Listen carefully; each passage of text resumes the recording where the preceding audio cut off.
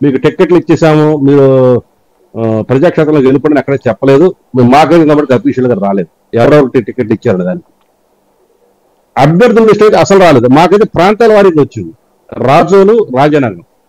కానీ అక్కడ అభ్యర్థులు ఎవరైనా కూడా ఇంతమంది ప్రకటన చేయలేదు. కానీ తెలుగుదేశం 2 చోట్ల అభ్యర్థుల పేర్లు కూడా ప్రకటించుకుంది. కాకపోతే ఒకటైతే చెప్తున్నాను, మేము వేచి చూస్తున్నాం మా అధినేత మాట కోసం.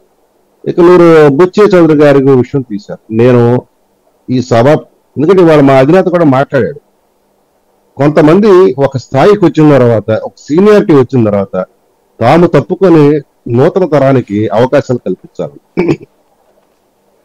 మన తెలుగులో ఒక మాట ఉంటుంది, భూమి పుట్టినప్పుడు పుట్టాడు అనేది. ఆ మాట సరదాగా మాట్లాడినా కానీ చాలా సీరియస్ అయిన మాట. తెలుగుదేశం పార్టీ పుట్టినప్పుడు వచ్చిన బుచ్చే చౌదరి గారు, గుర్తుపెట్టుకుని, తెలుగుదేశం పార్టీ పుట్టినప్పుడు వచ్చిన బుచ్చే చౌదరి గారు నాటి నుంచి నేటి వరకు తెలుగుదేశం కంటిన్యూ అవుతున్నారు. 6 సార్లు ఆయన ఎమ్మెల్యేగా గెలిచాడు, కొన్నిసార్లు పోటీ చేసి ఓడిపోయాడు. అంటే దగ్గర దగ్గర 9 సార్లు ఆయన రాజకీయ అవనికలో పోటీకి నిలబడ్డాడు, 6 సార్లు గెలిచాడు. ఇంకా ఎన్నాళ్ళు పోటీ పడతాడండి? వయసు అయిపోయింది కదా. నూతన తరానికి అవకాశాలు ఇవ్వాలి కదా. ఇవ్వకుండా లేదు. నేనైనా ఆయన గట్టిగా మాట్లాడితే అది వాళ్ళ అధినేత చూసుకోవాలి. అది మా జనసేనకు సంబంధమైన అంశం.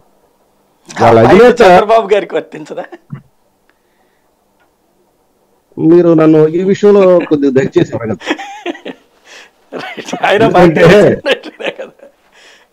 చంద్రబాబు నాయుడు గారు ఒక స్టేట్మెంట్ ఇచ్చారు, నేను దాన్ని స్వాగతిస్తాను. ఎవరైతే 2 సార్లు ఎమ్మెల్యేగా గెలిచిన తర్వాత వారు స్థానచలనం చెంది ఇంకా ఉన్నత స్థాయికైనా వెళ్ళాలి, లేదా రాజకీయాల నుంచి విరమించుకోవాలని వారి మహానడులో ఓడిపోతే అనుకుంటానండి. 2 సార్లు గెలిచిన తర్వాత అన్నాడు. ఓడిపోయిన వాళ్ళకి సీట్ ఇవ్వమన్నారు. ఓడిపోతే ఖచ్చితంగా తప్పుకోవాలి, ఎందుకంటే 3వ సారి ఎక్కడ గెలుస్తారు. అయితే ఇప్పుడు ఒక లెక్క పనిచేసింది కదా. ఇప్పుడు ఎవరో రోజే సెలవు అని ఒక ఆమె ఉంది, పాపం ఆమె 2-3 సార్లు ఓడిపోయిన తర్వాత 2 సార్లు గెలిచింది. అదే కాబట్టి 2 సార్లు ఓడినంత మాత్రాన వాళ్ళు ప్రజలు వ్యతిరేకంగా ఉన్నారని కాదు, 2 సార్లు గెలిచినంత మాత్రాన ప్రజలు వాళ్ళ బట్ల సానుభూతున్నట్టు కాదు.